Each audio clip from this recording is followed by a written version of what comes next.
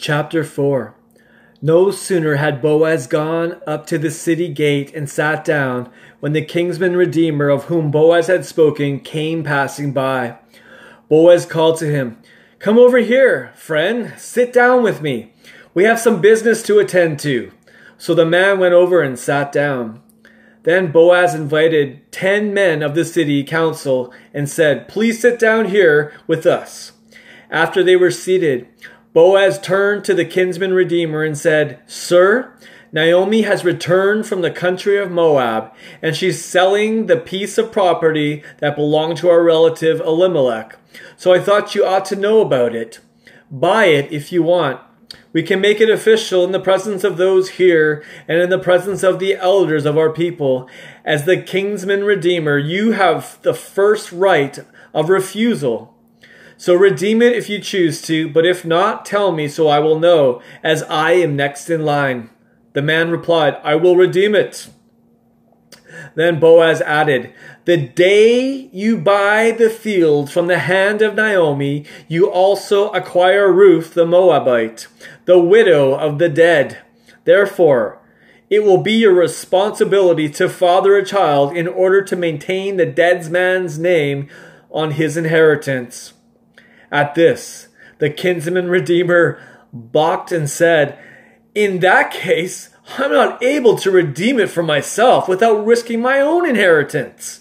Take my purchase option of redemption yourself, for I can't do it." At that time in Israel, in order to finalize a transaction concerning redeeming and transferring property, a man would customarily remove a sandal and give it to the other party, making the contract legally binding.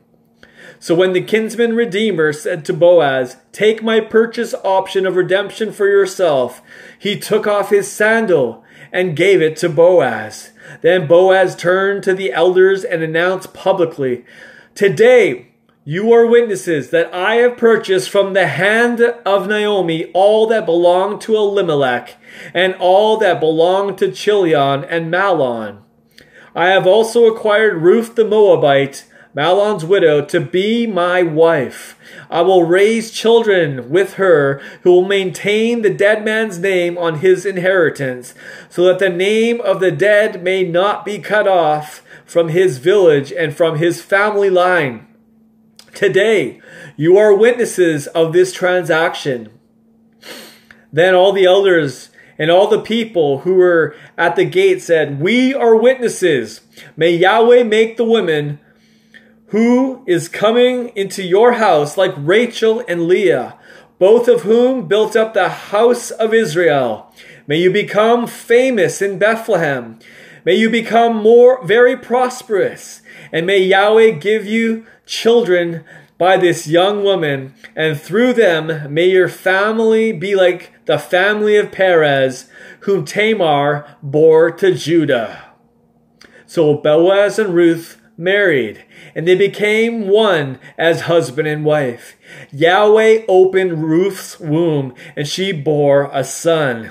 Then the women of Bethlehem blessed Naomi. "Praise Yahweh, who never abandoned you, nor withheld from you a kinsman redeemer. And may his name be famous in Israel. May his children renew your life and sustain you in your old age. May your daughter-in-law, who loves you dearly, be more to you than 7 sons could ever be, for she has given you a wonderful grandchild." Then Naomi took her grandson and cuddled him in her arms and cared for him as if he were her own. The women of the neighborhood gave him a name, saying, "At last Naomi has a son." They named him Obed, and he became the father of Jesse, the father of David. Now these are the descendants of Perez. Perez became the father of Hezron. Hezron the father of Ram. Ram the father of Amminadab. Amminadab the father of Nahshon. Nahshon the father of Salmon. Salmon the father of Boaz. Boaz the father of Obed.